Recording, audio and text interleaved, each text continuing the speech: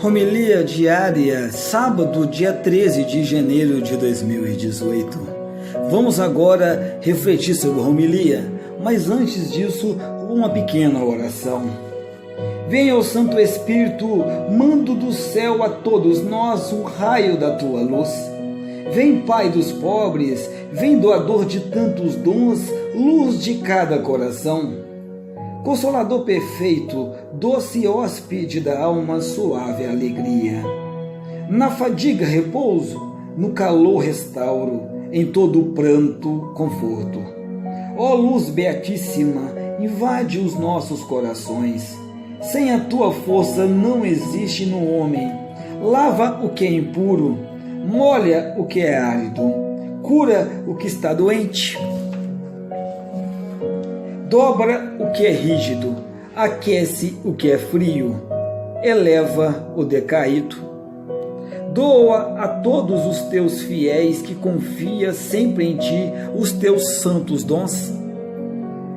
Doa virtude e prêmio, doa morte santa, doa alegria eterna. Amém. Vamos agora à reflexão da liturgia de hoje. A primeira leitura de hoje foi do livro de Samuel, primeiro livro de Samuel. A unção de Saul por Samuel é o centro do texto, um tanto novelesco e também folclórico que acabamos de escutar. Com a unção de Saul, começa a história da monarquia em Israel, apesar dele ter ainda muito de juiz. A monarquia, em sentido pleno, começará com Davi. Em perspectiva teológica, merecem realce dois aspectos: o rito da unção e também da intervenção de Samuel como ministro da mesma. A unção é um rito religioso pelo qual o ungido passava a ser uma pessoa consagrada e participava de algum modo na santidade de Deus. Santificado pela unção e também adoptado como filho por Deus, o rei podia exercer funções sagradas. Será Davi reguer o primeiro altar a Javé em Jerusalém. Está lá em 2 Samuel, capítulo 24, versículo 25, e a manifestar isso o desejo de erguer um templo. Está lá em 2 Samuel, capítulo 7, versículo de 2 a 3. Mas será Salomão a construí-lo, a presidir a liturgia da dedicação. 1 Reis, capítulo 5, versículo 8. Jeroboão funda os santuários de Betel e de Dan e recruta sacerdotes que o sirvam, ordenando o calendário dos mesmos. Está lá em 1 Reis, capítulo 12, versículo de 26 a 33. Todavia, não se pode certamente dizer que o rei seja sacerdote em sentido escrito. As funções enumeradas são mais a de um chefe de um estado teocrático. Mas convém assinalar que o rei é um ungido e Messias, um salvador, notas que hão de caracterizar um futuro rei ideal que se começa a esperar. O episódio da unção de Saul também revela um modo de agir de Deus. A vida de Saul mostra o amor gratuito com que Deus escolhe aqueles que hão de servir o seu povo. Saul personaliza uma realeza que o povo não estava preparado a receber, apesar de a ter reclamado. Quer mesmo voltar atrás, mas Deus quer levar por diante o seu projeto. Pedidos a Deus que atue, mas quando essa atuação mexe conosco, nos exige realmente uma submissão e também muita obediência. Tentamos resistir, mas isto é a sua vontade que tem prevalecer do nosso Deus Todo-Poderoso.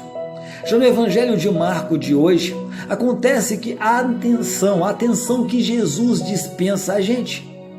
Isto é, aqueles que não observaram a lei segundo a interpretação rigorista, chocavam os mestres de Israel. Esses chamavam pecadores a essa gente, não só devido a eventuais culpas morais, mas também pelo fato de não observarem rigorosamente a lei e também os costumes dos fariseus. Nesse sentido também, Jesus era um pecador. Ele não obrigava os discípulos aos rituais de purificação antes das refeições, não. E ele também recusava a caçoísta farisaica sobre o sábado. Está lá em capítulo 2, versículo 23 e 28 de Marcos. Pois Mateus é considerado pecador porque ele se contamina no contato com os pagãos. A resposta de Jesus aos doutores da lei não é uma justificação dos pecadores, mas sim a verificação dessa realidade. Os cobradores de impostos, conhecidos como pecadores, eles não pretendiam ocultar os seus defeitos e passar por justos. Muito pelo contrário. Os doutores da lei, sendo também eles pecadores, eles pretendiam passar por justos e julgavam não precisar do perdão de Deus. Mateus é chamado aos discipulados no momento em que ele exercia sua profissão mundana. Mas para os fariseus havia realmente profissões incompatíveis com a verdadeira religião. Mas para Jesus não há profissão que exclua do discipulado cristão. O único impedimento ao seguimento de Cristo é considerar-se justo e são. Eu não vim chamar os justos, mas sim os pecadores. Está lá no versículo 7. Meditação. Saul ele foi o primeiro ungido como príncipe de Israel, o povo de Deus. A palavra ungido, unctus, em latim, traduz o termo grego Christos e o termo hebraico Mashiach, que em português deram os termos cristãos e Messias. Depois de Saul, Davi será ungido rei. Esta unção significava uma transformação do homem eleito por Deus, que todavia conservava todos os seus limites e também as suas misérias humanas, e não podia comunicar a ninguém a sua consagração. Só Jesus, o verdadeiro ungido do Senhor, poderá comunicar a sua unção, a dignidade real que torna um homem capaz de dominar o mundo segundo a vontade de Deus. Para tudo lhe será finalmente submetido.